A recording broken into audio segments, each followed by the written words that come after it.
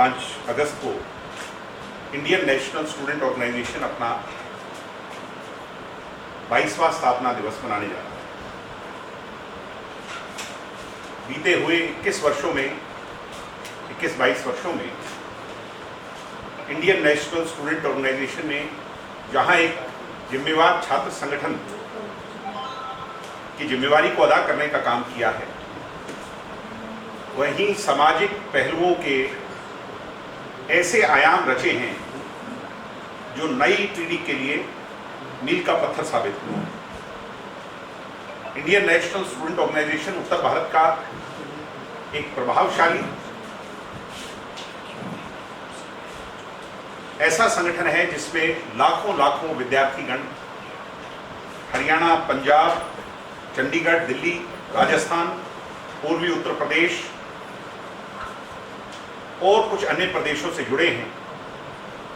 ऐसे भी विद्यार्थी इससे जुड़े हैं जो देश के विभिन्न प्रदेशों से, जिनका मैंने नाम लिया, उनसे अलहदा आते हैं और इन यूनिवर्सिटीज़ में पढ़ते हैं। दिल्ली जैसी यूनिवर्सिटी में पढ़ते हैं, चंडीगढ़ यूनिवर्सिटी में पढ़ते हैं, बिहार के छात्र हैं, तमिलनाडु के छात्र हैं, अन्य प्रदेशों के छात्र हैं जो इस संगठन के साथ जुड़े हैं। पिछले दिनों गुजरात के अंदर भी इंडियन नेशनल स्टूडेंट ऑर्गेनाइजेशन की शाखा की शुरुआत हुई और मुझे खुशी है ये बताते हुए कि वहाँ भी हजारों विद्यार्थियों ने इसका हिस्सा बन करके इसे अपनाया। युग पुरुष स्वर्गीय चौधरी देवीलाल जी की सोशलिस्ट सेक्युलर सोच, गरीब घरों के बच्चों को अच्छी शिक्षा, अच्छा स्वास्थ्य, रोजगार के अच्छे अवसर कैसे मुहैया हों, इसके लिए इनसो एक क्रांति है। डॉक्टर अजय सिंह चौटाला जी ने 2003 में इनसो की नींव रणधीर सिंह सरीखे के लोगों के साथ और लाखों विद्यार्थियों के साथ दिल्ली के अंदर तालकटोरा स्टेडियम में रखी थी। इनसो ने लगातार ऐसे आयाम रचे, सिर्फ छात्र राजनीति में नहीं, उनके विषयों को लेकर के ही नहीं, बल्कि आप जानते हो कि इनसो के नाम Guinness book of world record का भी रिकॉर्ड दर्ज है। सबसे बड़ा दान, नेत्रदान, जिसको महादान कहते हैं, उसमें 10,800 नेत्रदान कर करके रोहतक की धरती पर इनसो ने आयाम रचा। कभी विमेन एम्पावरमेंट के लिए बड़े बड़े सेमिनार्स लगा करके, save a girl child programme चला करके, कभी पौधारोपण कर करके, कभी ब्लड डोनेट कर करके, अलग अलग, यहां तक कि एक दफे मुझे याद है जब मैं इनसो का प्रधान था तो एक साथ सबसे ज्यादा छात्रों ने पूरा शरीरदान, मरणोपरांत शरीरदान का संकल्प लेकर के एम्स की डॉक्टरों की टीम के सामने एक रिकॉर्ड रचा था। इनसो प्रभावी तौर पर छात्र राजनीति के अंदर भी उन सभी पहलुओं को उठाती आई है, क्लासरूम से लेकर लाइब्रेरी तक, बाउंड कैंपस, वन कैंपस, और छात्राओं के हक और हुकूक कॉलेजों और यूनिवर्सिटियों में कैसे मजबूत किए जाएं, उस पर सदैव काम करती आई है। हमें खुशी होती है बताते हुए कि छात्र संघ के अंदर भी पंजाब विश्वविद्यालय, जो हरियाणा से सीधे तौर पर संबंध रखता है, उसका अगर पिछले 20 सालों का इतिहास उठा करके देखें तो उसमें दर्जन भर बार, यानी 12-13 बार ऐसा हुआ है कि हमारा संगठन चुनाव जीता है। और पिछले 2 वर्षों से मुझे बताते हुए और भी ज्यादा खुशी है कि चंडीगढ़ के अंदर जिस मार्जिन से हम चुनाव जीते हैं, ये पंजाब यूनिवर्सिटी का रिकॉर्ड है। दिल्ली यूनिवर्सिटी में अच्छा प्रदर्शन रहा, राजस्थान के अंदर कई कॉलेजों में चुनाव जीते, और वहां की आयुर्वेदिक यूनिवर्सिटी जोधपुर के अंदर जो है, उसके अंदर भी हम चुनाव जीते। अब उसका, उस संगठन रूपी जो पौधा लगाया था, वटवृक्ष बन चुका है, उसका 22वां स्थापना दिवस आया है। डॉक्टर अजय सिंह चौटाला जी ने जो नींव रखी थी, सैकड़ों, हजारों, लाखों विद्यार्थियों ने उसे सींचकर अपने खून पसीने से आज बड़ा बनाया। मुझे इस बात को बताते हुए खुशी है कि इस बार उसका स्थापना दिवस INSO का स्थापना दिवस हम सिरसा में मनाने जा रहे हैं।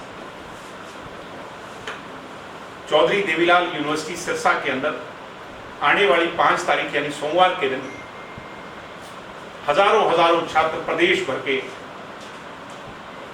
यहां पर हिस्सा लेंगे।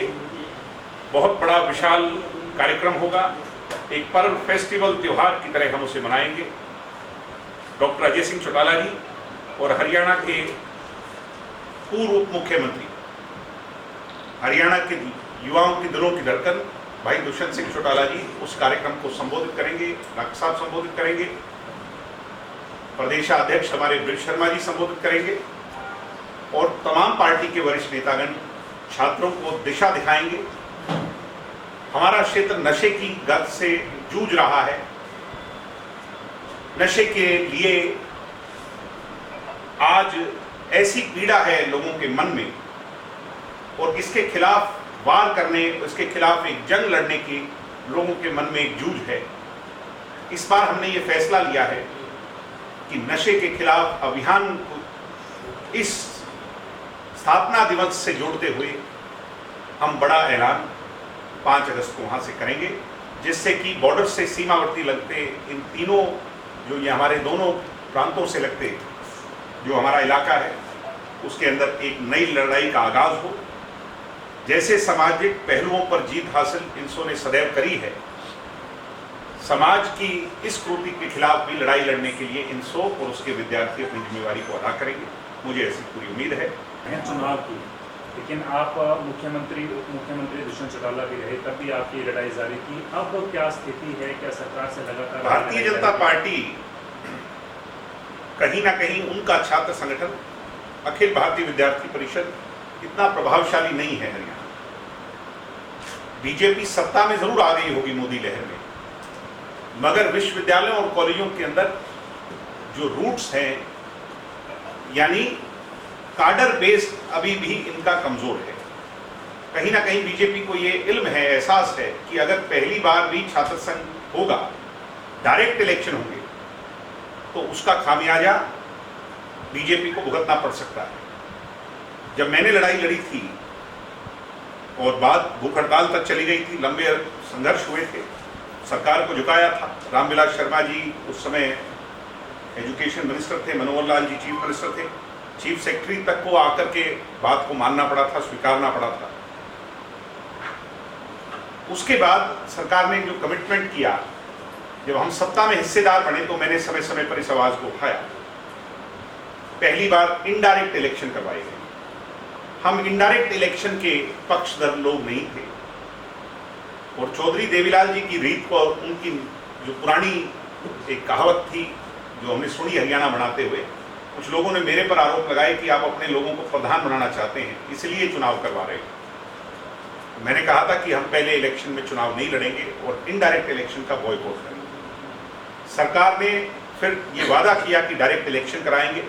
इतने में कोरोना काल आ गया, 2 साल कोरोना के रहे। फिर मैंने आवाज उठाई तो सरकार ने एक बहाना बनाया कि अभी ऑनलाइन दाखिले हुए और उसकी प्रक्रिया लेट हो गई। लिंगदो कमेटी की सिफारिशें नवंबर तक दाखिलों को पूरा करने का कहती है, जो कि नहीं हो पाए, तो इसलिए इस वर्ष नहीं अगले वर्ष कराएंगे। पिछले वर्ष मैंने बहुत आवाज उठाई, मगर इनके कानों तक यूं नहीं रहेंगी। इनके मन में कुछ और ही था जो कि किसी से छुपा नहीं है। और समय, वो कहते हैं बाइंग टाइम, अंग्रेजी की कहावत है, ये बाइंग टाइम करते रहे। छात्र संघ चुनाव का कमिटमेंट सिर्फ INSO ने अदा किया। आज कहने को कोई कुछ भी कहे, मैं नहीं कहता कि दूसरे लोगों ने आवाज नहीं उठाई, मगर मैं ये भी कहता हूं कि INSO ने जो जिम्मेवारी अदा की वो आज तक किसी ने नहीं की। कागज पर सरकार को लेकर के आने वाला संगठन है तो INSO है।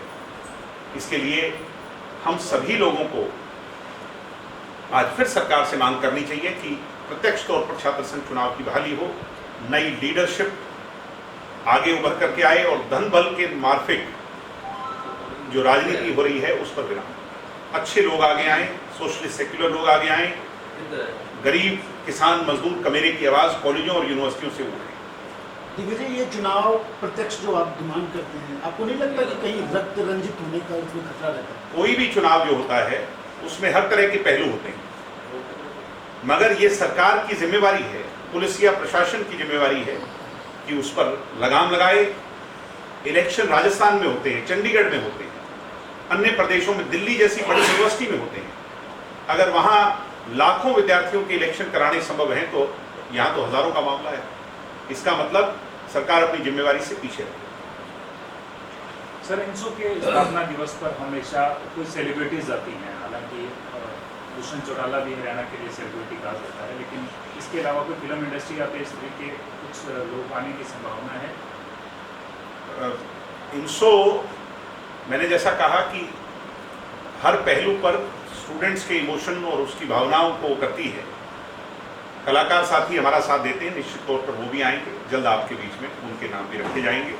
जैसे जैसे जो लोग फाइनल होते हैं, मुझे ऐसी उम्मीद है कि कुछ ऐसे राजनीतिक चेहरे भी आएंगे जो हमारे लिए सरप्राइज होंगे और भविष्य की हरियाणा की राजनीति पर उनका एक बड़ा असर होगा। आपको याद होगा 2016 के अंदर या 17 के अंदर, मैं अगर गलत ना हूं, तो कैथल में हमने ये कार्यक्रम किया था।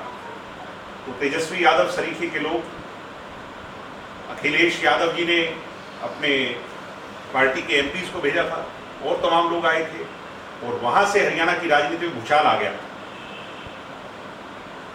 मैं ये कहता हूं कि अब ये चुनावी वर्ष है तो इस संबंध से भी आपको जोड़ ही लेना चाहिए।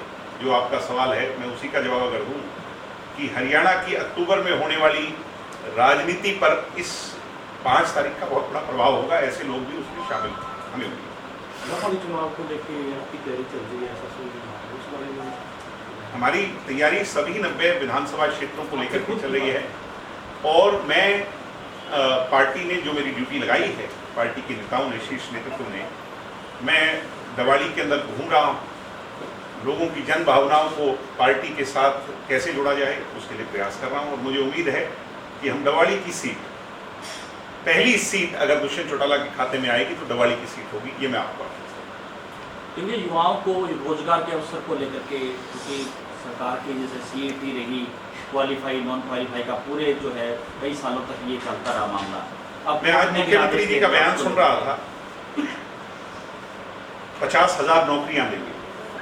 ऐसी इमेच्योर बातें जब से मुख्यमंत्री बने हैं तब से कोई रोड मैप नहीं है, कोई विजन नहीं है, कोई दिशा नहीं है, सिर्फ कह देना मात्र भर। आप अगर HKRN में ही देखें कि सरकार का कमिटमेंट था कि हम गरीब को पहल करेंगे, यानी जो समाज का पिछड़ा अंग है हम उसको पहले मौका देंगे।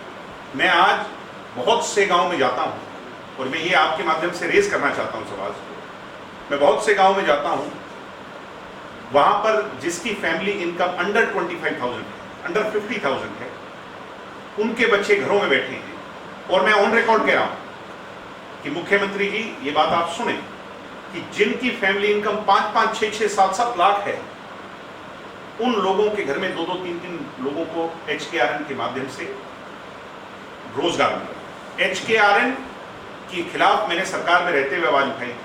मैं आज फिर कह रहा हूं, HKRN टोटल कोलैप्स है। भारतीय जनता पार्टी अपने वर्करों को सेट करने में लगी हुई है।